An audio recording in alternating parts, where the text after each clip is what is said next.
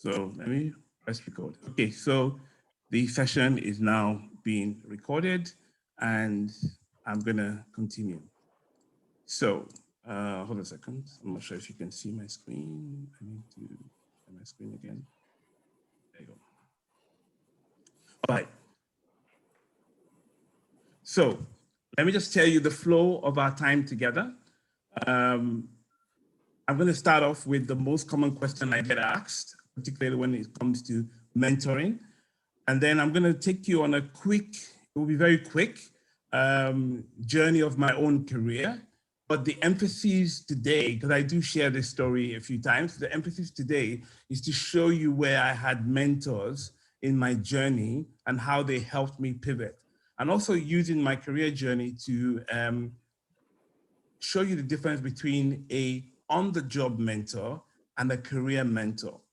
I really want to focus tonight on career mentoring rather than the general concept of mentoring, because that's quite a broad topic. So very focused tonight on the career journey of mentoring. And then we'll look at some principles to just think about to kind of get us ready. And then we'll dive into the topic, which is career mentoring. We'll look at what are they, how to find them, how to maximize them, when to upgrade them, and then we'll jump into questions. I do encourage you all through the session that you can put your questions in the chat. And when we come to the questions, I will kind of go to the chats and then we'll look at the questions that we have and try and answer them. But also you can, come off mute and ask your question directly. Then we'll do a wrap up. And I have a few recommendations for you as kind of follow on from this session, okay? So let's get going. Most common question I get asked, what is the difference between coaching and mentoring? That's a question I get asked all the time. And I looked around and I found this company in Australia called bucoaching.com.australia. And they kind of had this slide, which I thought this kind of really talks about the differences between the two. And I'm not going to spend a lot of time on this. I will make sure that the slides are shared with you at the end of the evening. But there was this three-dimensional view of teaching, mentoring, and coaching. And tonight we're focused on mentoring, but it was just good to see how they overlap, right? So the main thing is the whole idea of either teaching somebody, mentoring somebody, or coaching somebody is the aim to help them, right? That's the focus. The aim is to help the person. And you can see that there's some overlaps between teaching, mentoring, and coaching, but I want to hone in on coaching for a second, and then I'll look at mentoring. So you can see with coaching, coaching is about asking open questions, enabling self-discovery, helping you get to where you want to get to, dispelling false feelings or beliefs, can be applied to any situation, right? And it's future focused, right? Trying to help you achieve your objectives. Whereas mentoring is more around answering direct questions. Like, how did you do that? When did you do that? Why did you do that? It also provides information sources. Like, okay, when I was doing my exams, this is the books I read, this is the website I went to. It also seeks alternative answers. Mentoring is very structured. It's really about trying to help you get from A to B. And the mentor generally will base the whole experience on their own personal past experiences. I will talk more about mentoring and career mentoring as the evening goes on, but I kind of just wanted to drop that the whole concept here is the fact that mentoring is very, very focused on a journey the mentor has been on that the mentee is actually interested in. But I would also say there's some other factors to think about. You could also have influence. You could be influenced directly or indirectly, and particularly now with the social media world that we live in, there is a lot of ways that we're indirectly or directly influenced. That also impacts on your career. But also you could be managed. So managing is also a way of kind of helping you in your career, which could be directly or indirectly. So somebody who's managing you might somehow be flavoring your life with an element of mentoring or coaching. And then finally, I come from a consulting background, and there's also the concept of a sponsor, somebody who kind of believes in you and really wants to take you on a journey or to promote you, to support you, to speak on your behalf. So that's what a sponsor does. So I just wanted to kind of start the evening, because generally when you're talking about mentoring, people do tend to mix up mentoring with coaching, with teaching. And I just wanted to kind of use this one slide to kind of make us be clear tonight. We're talking about career mentoring in the box of mentors. This is a very busy slide. I'm sorry about it, but it's my kind of career journey on one page. So like I said, the main thing I want you to look out for is the difference between the blue box, what I've colored blue. I've put my mentors' names at each time in blue or in green. In blue for when it was purely job mentors, people who are mentoring you so you can get your job done. And green is career mentors, people who are not mentoring you just so you can get your job done, but they're people who actually mentored me for my career in whatever field I found myself in. So kicking off my story at point one, I did a civil engineering degree. And then after my engineering degree, I worked for the government in Nigeria as my youth service. And all through this time, I never really had mentors. I had bosses, but never really understood the concept of mentoring. And then I spent some time as a magazine editor, working with a publisher, editing the magazine. And then I flew, that's why there's a plane there. I flew to the UK to live in the UK. And when I got to the UK, there were no jobs for civil engineers. So I kind of went into security guarding. And in 1993, I had my first job as a security guard. And then I met Amanda. Amanda was my boss, but also she became my mentor, because here I am, a Syrian graduate, a magazine editor. It's kind of what my history has been up to, and I ran my mom's business. And Amanda kind of coached me on how to be a good security guard. And she coached me well enough, mentored me actually in the field. And actually to this day, we're still very much in touch. And she kind of coached me enough to say, look, you're bright, you're clever, you could actually improve yourself and go on to become a store detective. So I kind of pivoted out with her advice, actually pivoted out of Pegasus at the time and moved to work for Securicorp. While I was doing an evening security, and from point 4 to 5, there's about 2 years of security work.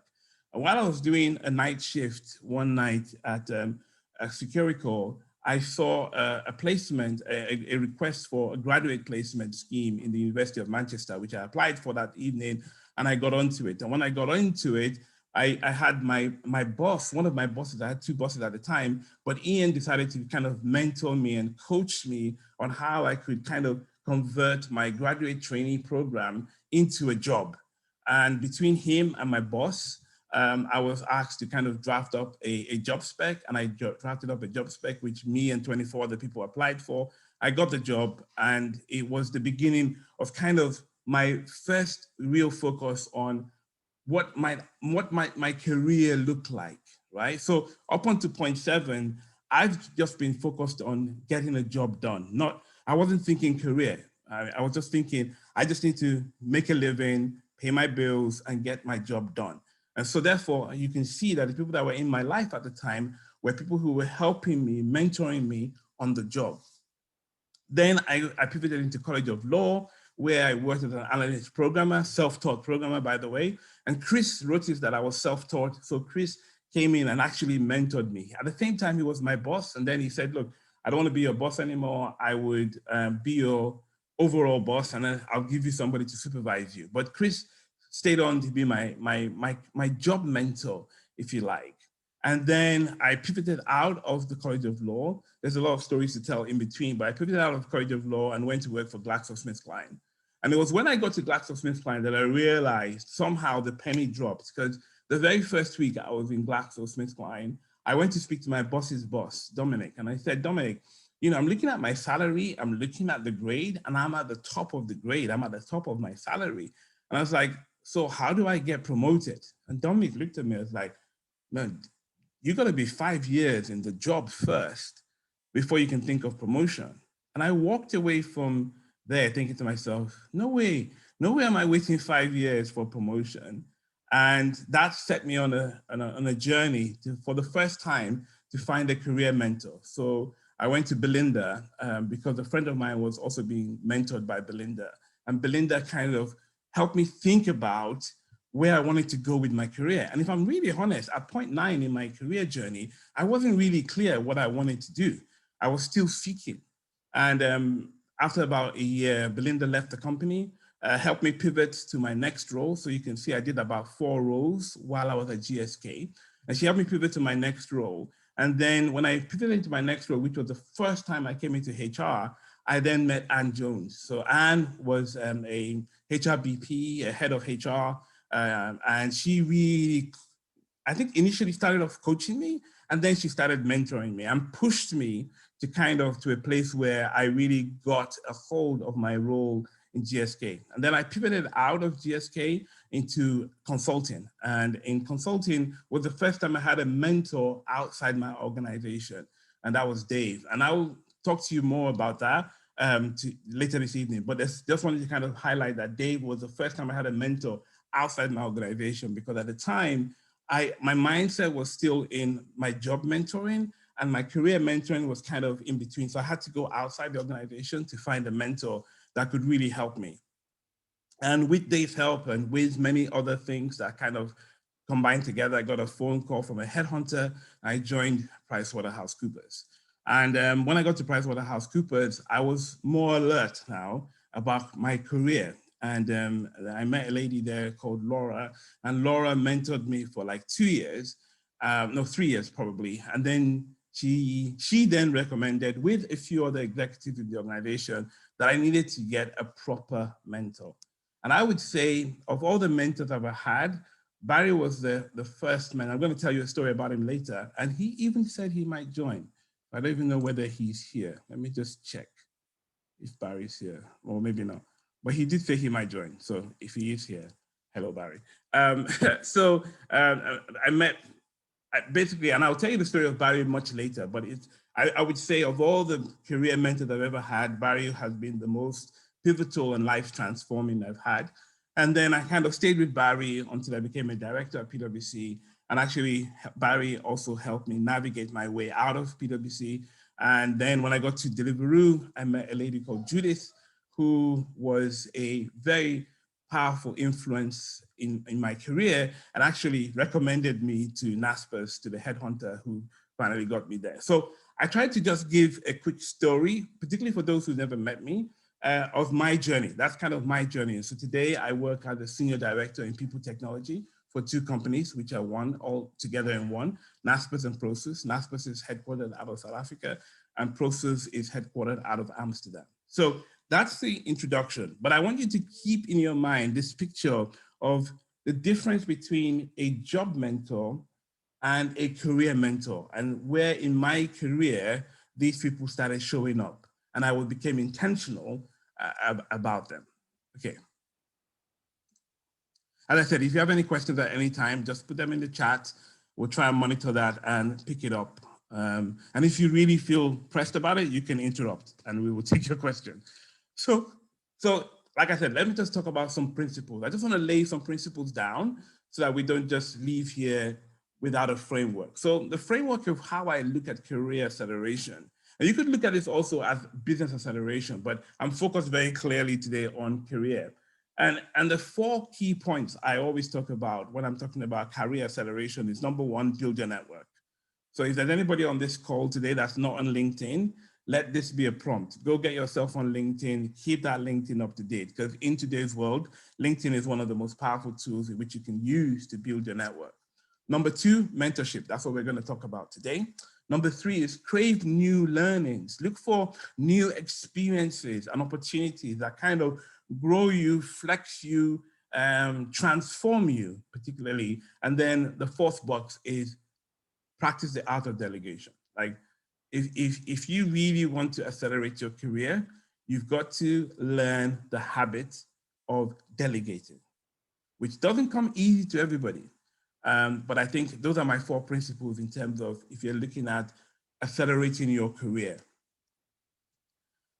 And when you're trying to pivot in your career acceleration, there are some other things that happens that influence that. Number one, what is your intention? Because I think for me, when I was on my career journey at point 9, I wasn't really clear on what my intention was. It was until I got to GSK that I realized, okay, now I have an intention of a decision I'm trying to follow. And actually, to even help me get to that intention was a friend of mine who was a BA with me at the time. And she looked at me and said, you care about people. I think you should go into HR.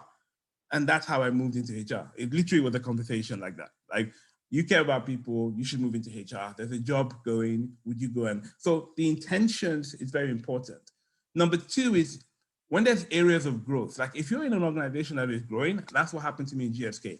GSK was so big, one of the biggest companies I ever worked for, was so big that we had so many different places. I worked there for 7 years, and in the 7 years, I had 5 different jobs, right? Because there was just room for growth, and I wanted to grow. So the opportunity came. Next bit that helps you accelerate your career is external changes, right? We've all been through a pandemic. The pandemic has created, I think today I saw an advert by Amazon. Amazon is trying to hire 75,000 people in the next 12 months. Facebook is hiring like crazy. So external changes have helped some organizations, and I know it's not true for all organizations. Some people are downsizing, but for organizations that are kind of forward thinking, they're kind of on a crazy recruitment drive right now. And when there's a recruitment drive in an organization, it does give an opportunity to accelerate your career. So, like I said, we've just all been through the pandemic, and some people are still going through it, depending on where you're located. I know we had somebody say they're calling in from India. We hope you're all safe and keeping well. But disruption requires courage. I used to say willingness, but a friend of mine said, look, you need to change courage. You need to change it to courage, because willingness kind of feels like it could be or could not be, whereas with courage, there's an intentionality about a desire to change. So disruption requires courage to change, and change is the one constant in disruption. Mentors are good at helping mentees navigate change, right? So my first kind of key point about a mentor, and particularly a career mentor, is that when you have a mentor that really understands you, they will be good at helping you navigate change. Some reflections that kind of really kind of influenced my thinking on this is, sorry, let's go back. Leadership is the ability to get extraordinary achievement from ordinary people, right? That's kind of power of what, this is from Brian Tracy. That's the power of a mentor. We'll talk about that more in a second. And then number two, management is about arranging and telling, whereas leadership is about nurturing and enhancing. And I could exchange that word leadership with the word mentoring. Mentoring is about nurturing and enhancing somebody's career. That's really what the power of having a mentor really does. So 4 questions to ask. Number one, who are you? And we'll talk about that a little bit more, because if you don't know who you are, it's very hard for a mentor to come alongside you and help you become a better you. What are your strengths and weaknesses? And why do you need a mentor? Like, what is the drive? Why do you need a mentor? Have you really sat down and thought about it? Why do you need a mentor? And then number two, do you know the kind of mentor you want?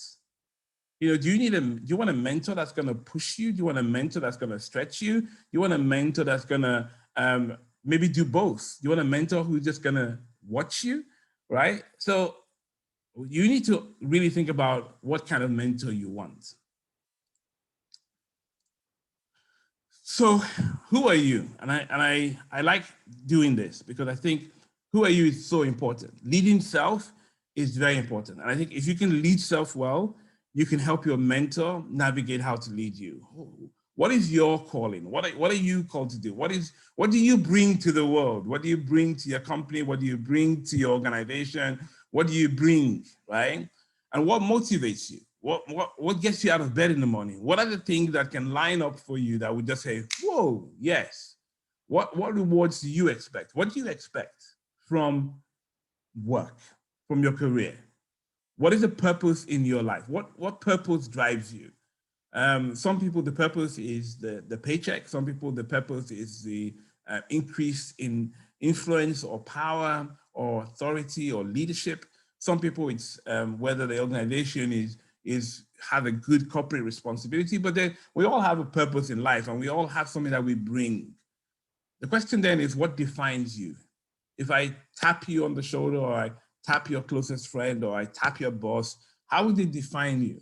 And what rights do you have? Like, what rights do you think you are expected to have concerning the rewards that you think your value is? What's your strengths, your weaknesses, what opportunities and threats, SWOT analysis. I always encourage people to do a SWOT analysis on yourself. And why are you doing what you do? What's your why? And don't get me wrong, your why could be different at different stages of your career. In the beginning, it might just be purely trying to make ends meet. Later on, it might be because you want a leadership role. Another time, it might be that you just want to do something that's fulfilling. I always like the story of Bill Gates and how, at one point he just said, look, I don't want to be CEO anymore. I just want to focus on this. Now, if I don't want to be involved in Microsoft anymore, I want to focus on world health, right? And that just shows you that even in his own life, he's kind of had to pivot to different things depending on what he was doing for. And for those who probably have never done a personality test, there's a free personality test. You can go to www.16personalities.com. It really does help just to kind of understand who you are, what's your makeup. Are you an extrovert, introvert? Are you judging, perceiving? These are just good things to kind of get to know yourself more, right? So before you kind of spend too much time with a mentor, I would always encourage you to kind of understand yourself more, because it's always kind of the first question that comes up in a mentor-mentee relationship. So what is a mentor? And, I'm not going to do this enough justice, but, there's a noun that can be used as like your mentor is like your advisor or your direction control. Your mentor advises you, encourages you, trains you, coaches you. They kind of take all those things, sometimes even teach you actually. And there's synonyms that I put here like tutor, guide, monitor, counselor, perceptor, right? They kind of perceive some things about you and can help you get to where you need to get to. A mentor is someone who has already been there. Like most likely your mentor has been to where you want to be, generally. Now that's a big difference between a coach and a mentor. A coach doesn't have to be where you want to get to.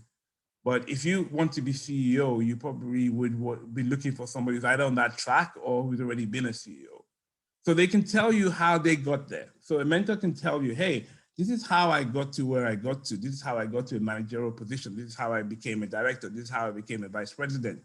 And then they can give you advice on how you can get there too. The whole idea about a mentor is to kind of guide you on a journey, on a pathway to get to where your mentor is. And probably, and we'll talk about that later, even in some cases, surpass where your mentor has been.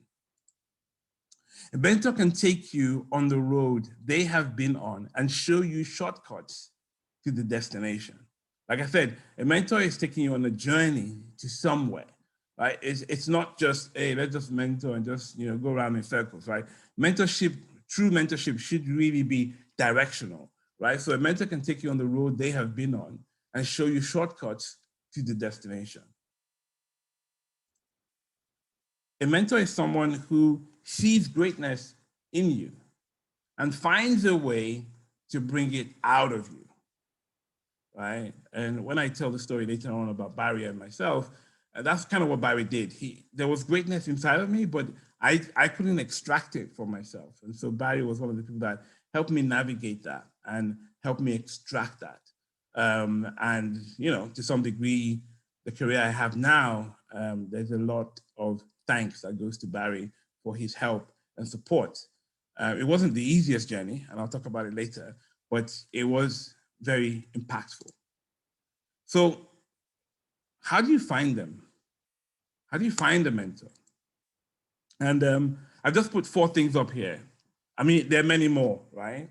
But I think if you start from the right-hand side, what season are you in? I think the season you are in will determine the kind of mentor you need to find. You see, the danger is that we would all stick with a job mentor. So your manager kind of does mentor you, but it mentors you to get your job done. It doesn't mentor you to discover your career or even progress your career, right? Even though your manager might be the one that promotes you, but it's all to do with you doing the job that makes it easy for them to manage you. So they will always be your manager first, not your mentor first. So kind of keynote, your manager would always be your manager first, not your mentor, not your coach. It'll manage you first, then might, by virtue of who they are, slip into some mentoring or some coaching. But you have to understand the season you are in. Are you in a season where you're looking to accelerate your career? Are you in a season where you're trying to gain experience? Are you in a season where, because of other things happening around you, you just want to kind of lay low a little bit and kind of just keep yourself motivated enough to keep doing the job? So it depends on where you are. So your season is very, very important. Number two, can you find someone in your current organization, like, or in your current team or your current smaller team? Because if you can't, then you probably then need to move to the next box, which is, do you need someone outside the organization? I think it's really depends on what you're trying to do, because depending on what you're trying to do will determine where you need to find them from. And then what impact do you want to have? Like, because a mentor is going to come in and it's going to, if they do their job well, they're going to help you accelerate your career. They're going to help you step up. And that's why you need to be clear about what you want from a mentor so that your mentor knows how to guide you, right? So there's one person I've mentored that said, look, I'm not trying to advance my career. I'm just trying to maintain where I am. I just want to keep making sure that what I'm doing would not let me regress, right? I just want to keep the pace, because even to stand still in your career takes a lot of effort, right? So you're either accelerating forward, or you're standing still, which is almost like being on a treadmill, or you're going down, like, and other people in your organization are passing you. So it depends on what impact you want to have. And you can see that the right-hand side of this chart focuses a lot on what you have to do more, because where you are, what season you're in and what impact you want to have is probably the biggest factor on where you find your mentor. And I think sometimes when people find it very hard to find a mentor, just look around at who inspires you. And I've done these sessions before, and people say, well, I saw someone who inspires me, but I wrote to them and they didn't respond. Sorry to interrupt, Yeah. Shola. There's a comment saying that the connection keeps breaking off. Is it just me or others here are experiencing? Yeah, I think on and off, I did experience you dropping your, Okay. but it was very like fraction of a second. All right. Can you hear me now? Okay. Yeah, there's someone who says they don't have problems. So I think we can proceed. Thank you. All right. Thank you. If there's any other problem, just let me know. There might sometimes just be a small slow down drop. Okay. No, it's all good now. Thank you. All right. Thank you. Thank you, Christy. So the question is, who inspires you? And I think sometimes you just need to take a moment to look around you to find out who inspires you. And you know what? Sometimes, even if you don't know who inspires you, ask people around you to say, hey, Shola, or whoever, you see what I do. Who do you think would be a good person that could mentor me to the next stage? Because sometimes you don't see everything, you don't know everything. And actually, sometimes being pointed in the right direction. And I would say, of all the mentors I've ever had, the one that was pointed out to me turned out to be my best. So, and I'll talk about it in a second. So here's a couple of questions, right? Because when you do find this person that you might want to be your mentor and you're having a dialogue with them, people say, so how do I know whether this is the right person for me? And I kind of put these 7 questions together. Number 1, what is your vision? So you can ask your mentor, what is your vision? What is your purpose? What is your overall driver? This question helps you to know that the person's input into you has clear direction. Like, because if I say to you, if you come to me and say, I'd like you to mentor me, and I say, look, my view right now is that I don't want to be in a career. I want to go off and just play golf. I'm probably not the right person to be mentoring you, because I'm kind of ready to kind of stop in this pursuit, right? So my vision might make you realize that actually maybe you might not be the right person for me. Maybe. Doesn't mean you can't be, but you could still have somebody who's retired, but who's been where you want to be and could still be a good mentor. But having that conversation about what's your vision, what's your purpose, what's your overall driver, is always helpful in you determining whether this person could be a good mentor for you. Now, you don't always have to go to the mentor and ask them these questions. You could ask around the network that these people, hey, do you know Shola? You know, what kind of drives him? What's his purpose in life? You know, so you could ask it directly or indirectly, but you need to have this at the back of your mind. What do you like most about your career? I think that's very important, because if you're going to somebody to career mentor you and they don't like their career, it might not be a good idea. So it gives you an insight into what motivates that person and can be useful if you are thinking about switching careers or not sure about what you want to do. So having somebody who's kind of passionate about their career, or somebody who has changed careers, might be helpful for you. So you can always find out some of that information you can find out on LinkedIn, or some of that information you can find out by asking. What has your career path been like to date? Is it representative of the most people in this kind of a position? So asking them the question, like, you know, how have you got to where you've got to? Like, the pathway I've taken is not the pathway that most people would take. So it makes me a kind of a different kind of mentor. And, you know, when I was working in consulting, I came in as a manager, and most people start as graduates. And so people come to me and like, oh, so how do I get from graduate to manager? I was like, I don't really know. I can find out, but I never took that way. I took a different way. I came in as a senior hire. Now, helping you to be a good manager, I can definitely help you with that. But probably you might need somebody else to kind of coach you through the 3 steps you need to get to manager. What are the most challenging aspects of your job? And I think one very interesting thing here is that sometimes we think mentoring is just one way, but I think we need to embrace the fact that finding out about them is also helpful for you to really understand whether this person is going to help you with the complex issues that you might be facing. How much time can you give to this mentoring relationship? Now, that's question 5. I put it there because I think it's an important thing to have, to kind of understand how much time they're willing to contribute towards you. Because a lot of people go into a mentor relationship and mentor-mentee relationship, and they don't have a contract. Like, in most organizations, if you're going to do a mentor-mentee relationship, people will ask for a contract. Like, okay, we're going to do this for 1 year, and we're going to meet once a month. We're going to meet every 2 weeks. Because I think if you don't have a written, non-written contract, some kind of agreement on how this is going to work, it then fades into being, it will happen when it happens, and there's no clear direction. I still believe, this is my strong belief, that the mentee drives the relationship, not the mentor. This is my strong belief. Not everybody agrees with me, but I think me as the mentee should be the one driving the relationship with the mentor, following up, making sure meetings are arranged, all right? Making sure you get time in their diary.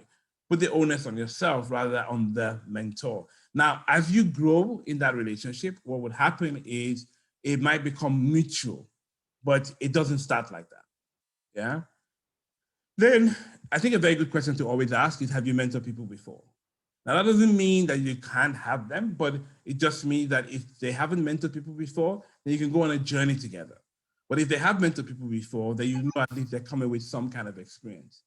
And then the last question is, how do you balance work, life, play, relationships so you avoid burnouts? And this is probably a question for later on, once you kind of establish, because this is personal. And but it's just good for you to understand the person who's kind of guiding you. What direction do they take in their own personal life? Because I think your personal life, my personal life, will reflect in how I mentor other people. So I think I feel I'm moving fast, but I want to kind of give us enough time for questions at the end. So how do you maximize them? How do you maximize a mentor? So let me just tell you 2 quick stories, just very quickly. So first of all, Barry. So I was a senior manager at PwC and I was going for director.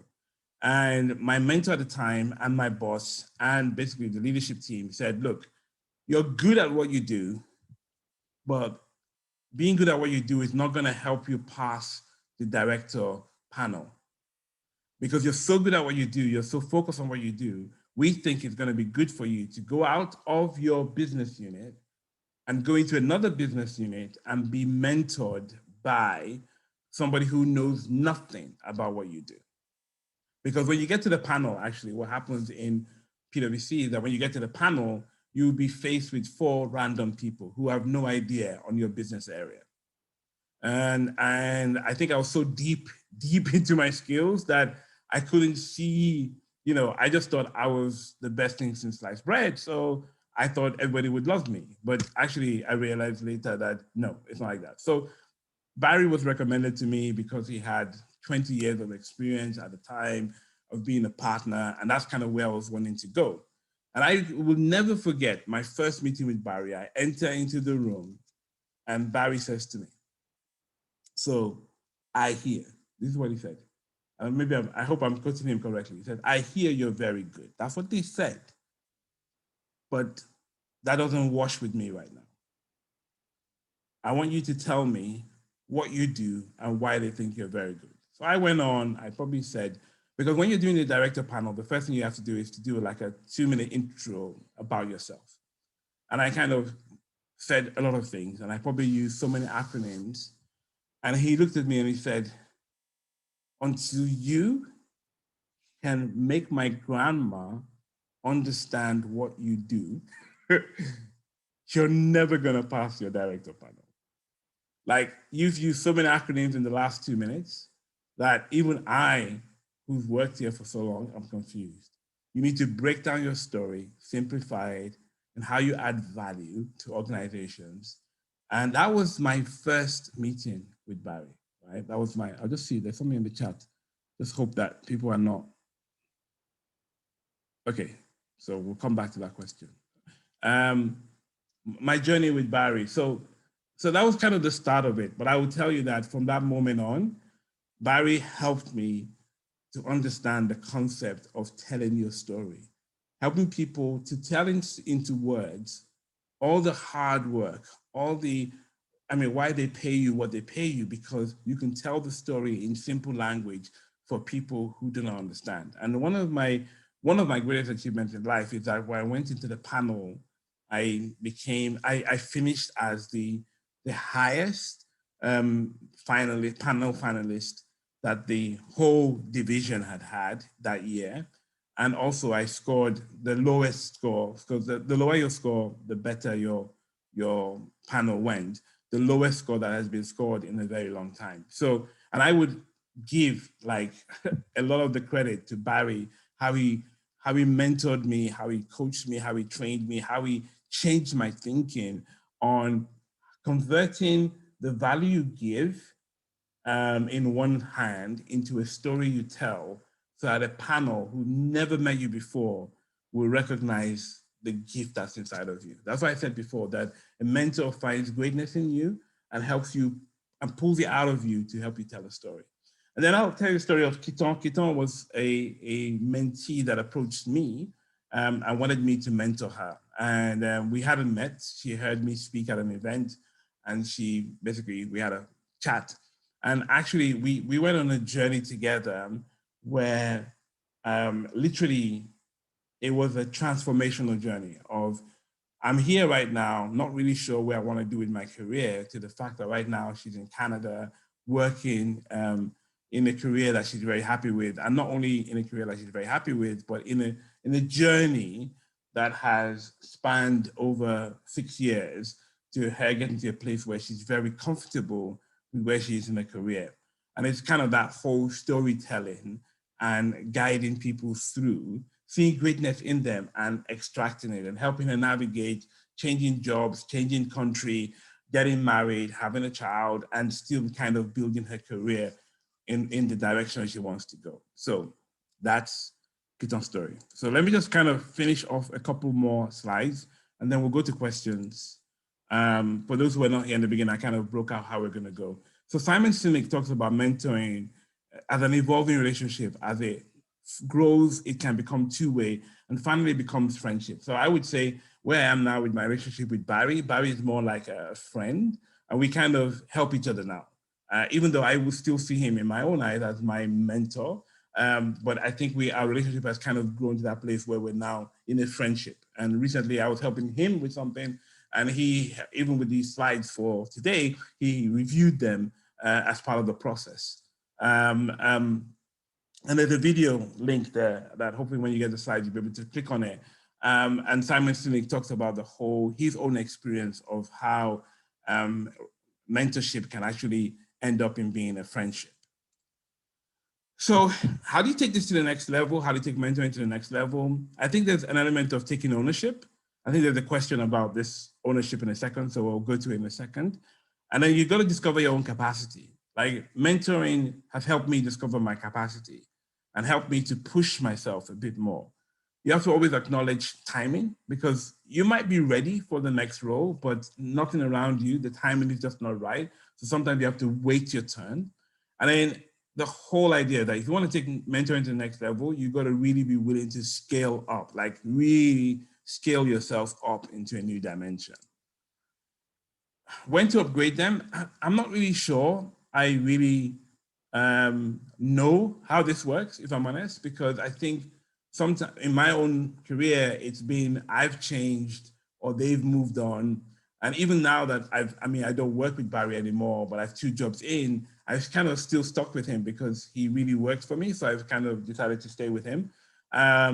So I think when to upgrade them depends on you, like the outcome you want, the timing of the season you find yourself in, and the environment you're in, right? Because if the environment you're in needs you to really scale up fast and your mentor can't help you, then you probably do need to look for another mentor, right? Like in my case, I was given to Barry because my mentor said to me, you need like you need a more impactful type of mentorship. So we're going to give you this more senior partner to mentor you, right? Life is about accepting challenges along the way, choosing to keep moving forward and enjoying or severing the journey is what Roy Barrett said. And I think this is a very powerful thing. Like the whole idea of mentoring, in my view, is to kind of help you manage through challenges and manage through joys, manage through successes, and choosing to keep moving forward. Like the whole idea about mentoring, I think, is just to kind of keep you moving forward. So now we get to questions. So I'm going to stop sharing so I can see what's in the chat. I do have some other slides that we'll finish with, but I just wanted to kind of pause and see what questions we have. So the first question, I think, the first question I have is, I understand your view that mentees drives the relationship, especially if they approach the mentor. However, what if a mentee is approached by a mentor to start a mentoring relationship? Does the mentee still assume the role of leading the relationship, or would this be a mutual effort? I think that's an interesting question. I think it's a combination. I think sometimes people approach you to mentor you because maybe as part of their own career development, they're going to get points for mentoring you. So I think it becomes a bit odd because then it's more like a duty of mentoring rather than a relationship. But I think in that particular situation where it is a duty of relationship and you yourself have assessed the situation, then I think at a minimum, it should be a mutual effort, particularly if they approached you. Right? They approach you, I want to mentor you. I think they got to at least give some skin in the game and at least kind of stand up to what they said they were going to do. So I think, yeah, I think it should be a mutual effort. Does that answer your question? You can unmute for a second if you want to. Sorry, hi. Hi. Yes, that does answer my question. Thank you so much. I was asking because I also had a situation where I was approached, and now that you mentioned that it might have been for some sort of points, maybe that was the situation, but the relationship eventually didn't work out. And us both didn't work on it as much. I think I expected her to sort of come and assist me, and perhaps she expected the same from me. So that's why I was asking, you know, how do you then push that relationship if it's the other way around, where the mentor approaches the mentee? Okay. But yeah, that answered my question. Thank you very much. Great. And just so you know, my mentor was here. Barry was here. I didn't see, but he just dropped me a message to say he was here, but he has to go to dinner. So yeah, so he was here. He was keeping an eye on me, making sure I do the right thing. So good. And I think that's powerful, right? So he doesn't have to, but he made the time and the chance. And for a lot of people I mentor also, I would do the same thing. I would kind of be at their events to kind of support them. So the next question is, what can someone do when they want a change in their career, but they're not completely sure what journey to, or how to start the journey, or what journey to start? I think mentors are very powerful in that respect, but I'm a very strong driver on the idea of personal responsibility. So I think you can approach a mentor and say, hey, I actually don't know where I want to go. I've had that before. I've had people that have come to me and said, I don't know what I want to do with my career. I kind of just need to kind of work it out. Would you journey with me on that process? And that can be very, very powerful, but it's also very exploratory. So in one particular instance, there was a guy who came to me who was in a career, but his whole idea was I wanted to set up businesses. And so after like a year of mentoring him, I then encouraged him to find another mentor. Like I kind of pointed him and said, look, this guy over here in the US is kind of in the field you're in. I think you guys should kind of hook up and kind of, I'm still staying around. I'm still going to be in your environment, but I think this guy is going to really be the one that's going to push you forward. And actually that's what happened. So 4 years on, they're still in this relationship and I'm kind of way out of it. So I kind of just check in on him and say, how you doing? Hope everything's going. But I get response from both the mentor and the mentee. So sometimes if you're in that kind of a situation, it's really about exploring and being willing to explore the concepts. That's your first question. Hopefully that helped. Elizabeth had the question. How do you know when the mentee-mentor relationship should come to an end? Wow, that's a very powerful question. So I think if you start out, which we don't always do, right? And I don't either, so I'm guilty as charged.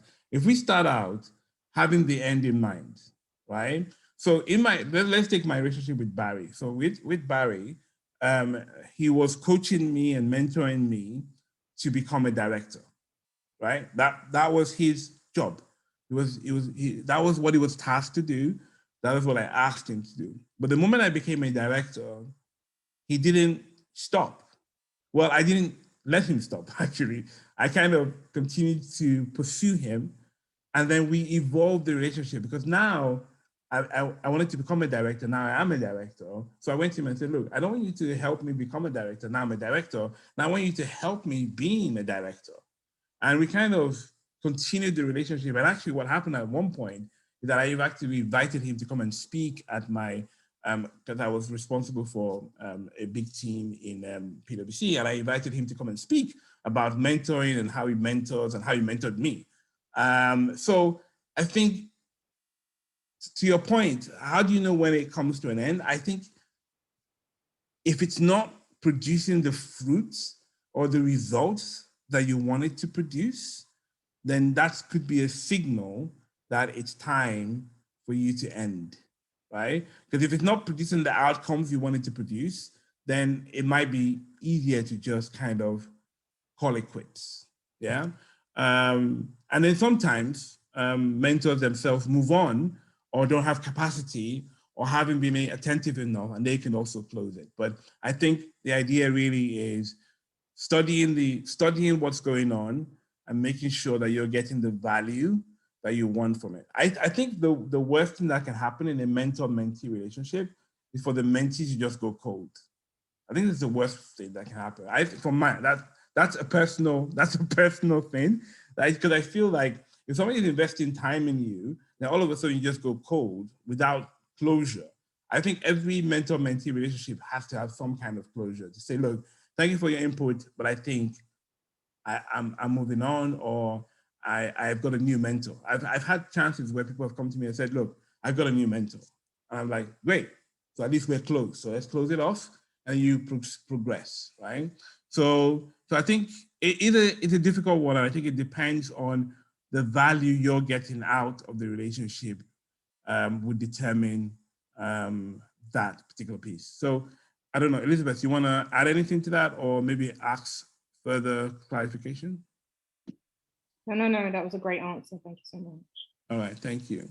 And then the next question, you mentioned that the mentor needs to be there before. Do you think that would limit the vision of the mentee?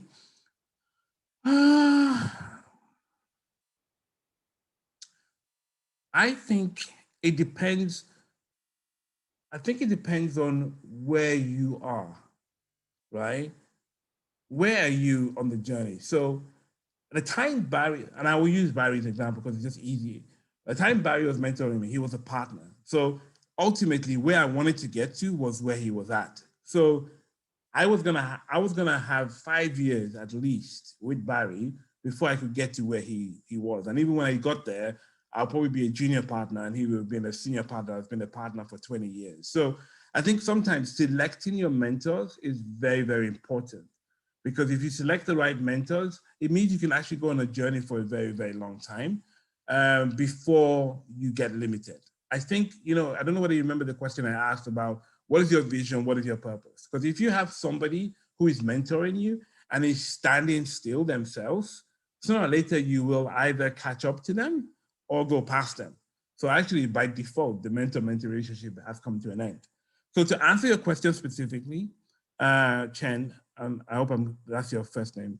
Nan, sorry, apologies, Nan. I think it could limit the mentee if they chose wrong, right? But if you choose right, then there shouldn't be a limiting factor in your mentor-mentee relationship. Because if you choose the right person at the right level, then they should really be pushing you forward. And a really, really good mentor, like a superior mentor, would tell you, I'm not the best person for you. That's my view. So I don't know, does that help answer the question then? Sort of. I was just wondering, how do you know this is the person? How do you know this is the person? I don't know. I'm going to be honest with you. I don't know. I think it is about trial, right? And so here's what I do now, right? Because I get a request from people. I get requests from people a lot for me to mentor them. And without me turning them down, I tend to do like a 6-week contract. It's okay, let's try this out for 6 weeks. If it doesn't work, then we just agree that it doesn't work. If you're not getting what you want from this relationship, then let's just call it quits. So I think maybe the best approach would be, particularly if it's your first one, is to kind of do let's try this out for 2 months, 3 months, 1 month, depending on what you're comfortable with. And there's a word I've created, and I don't know why anybody else uses the word, but I've created it. I called it intervention mentoring. Because I've noticed in my own life, I do a lot of intervention mentoring where people at a point of decision, they need mentoring, and it's not coaching, it's actually mentoring. And then they come to me and I recognize even from the very beginning that this is an intervention. And once they've got what they want, they're gonna go on. So I kind of build a contract with them that says, we'll do this up until this point. And after this point, you have a choice to make whether you want to continue with this or not.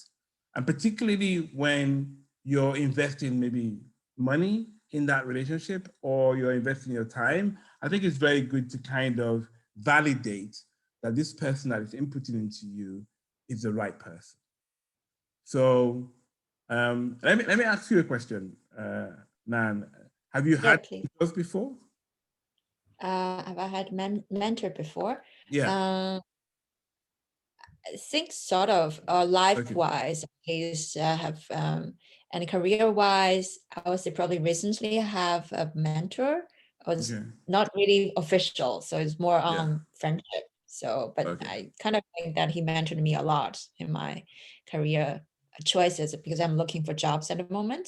Yeah. And so he helped me also for, how to do the application, how to do the interview, and what kind of career, because we met in a discussion or like this online Yeah. series of about meaningful career and looking for meaningful career. And there were a couple of people there, and some viewed my CV and gave me feedbacks. And yeah, so that somehow we got to know each other. And then that was like extended so personal connection that on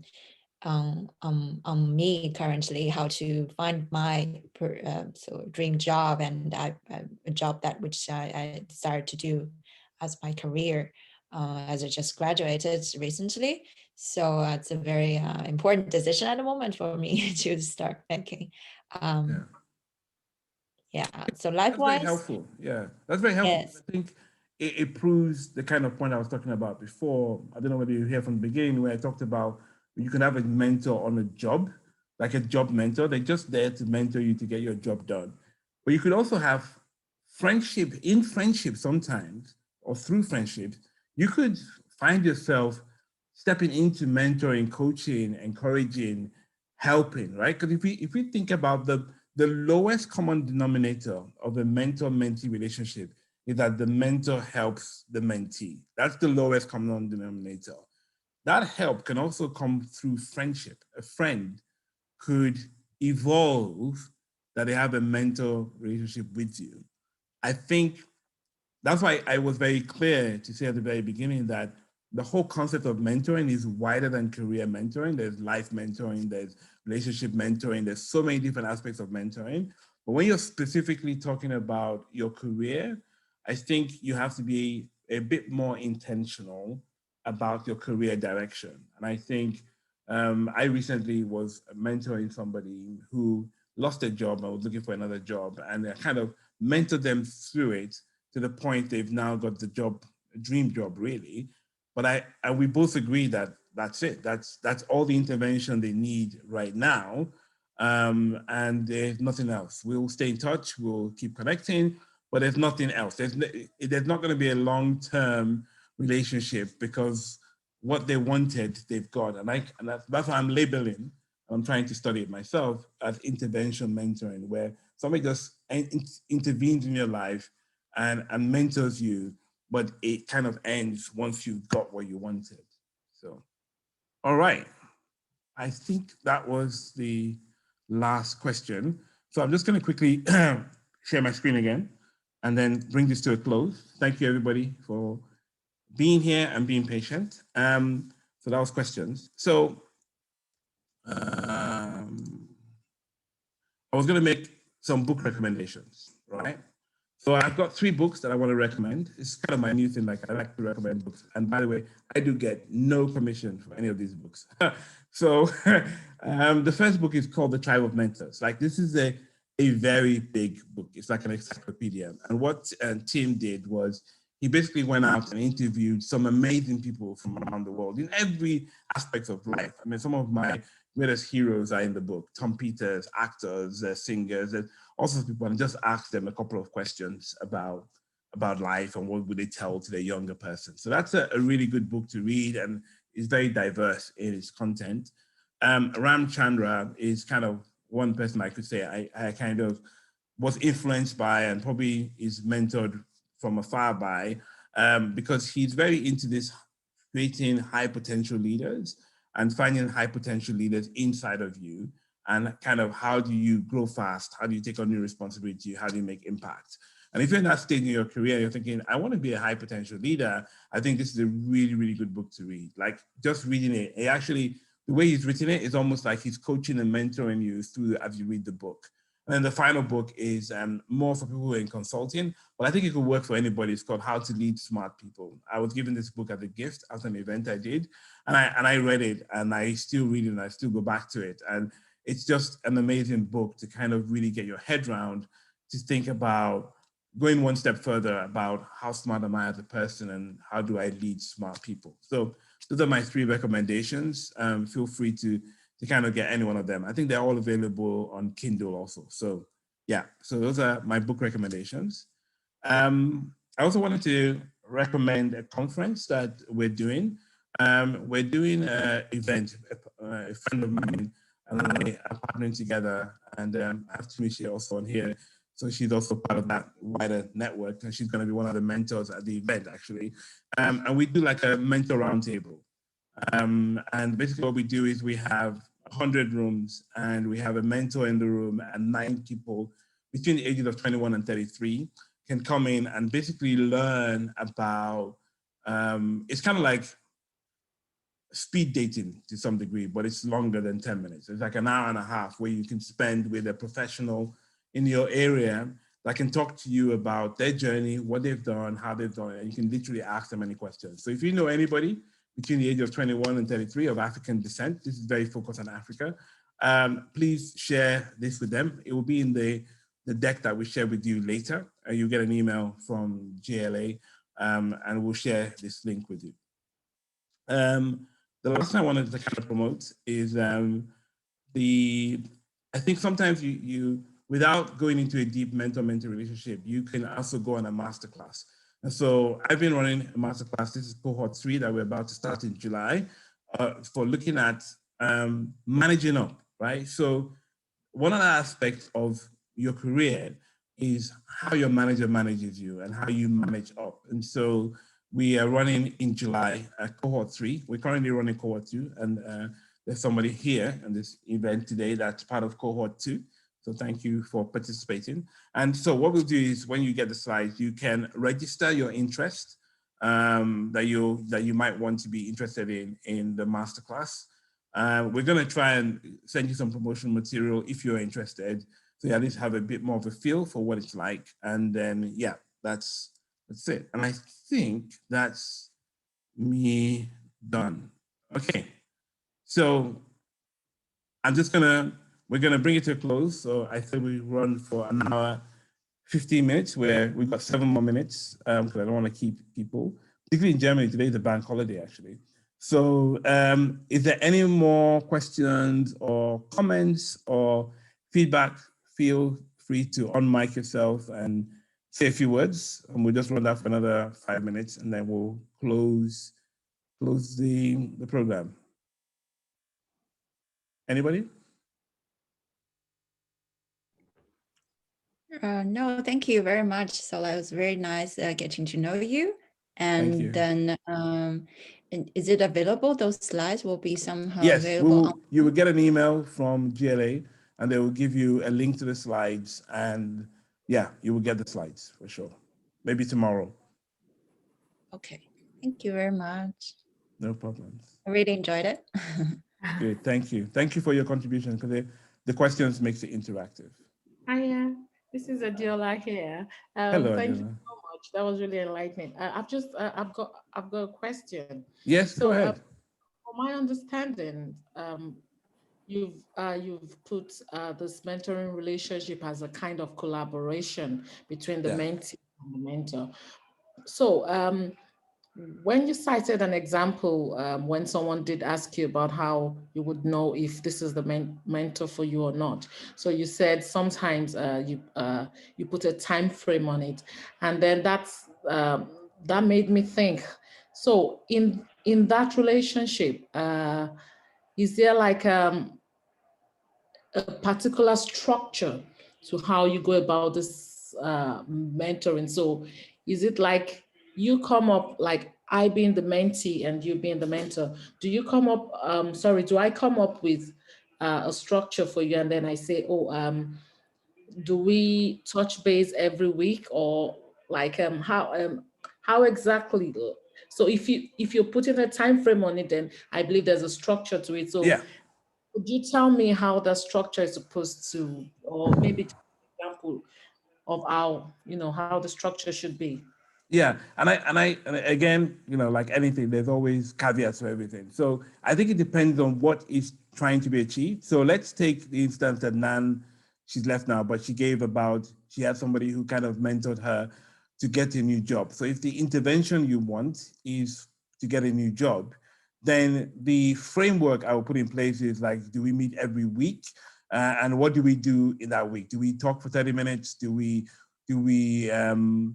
message back and forth? So I think it depends on, so maybe it's easier if I just tell you what I did, right? So what I did was, in this, I kind of set up a 6-week time frame for this person to see whether this relationship was going to work, with a view that every 2 weeks we would meet face to face for an hour. And in between, we would use WhatsApp and email to keep communicating. And this person was applying for jobs.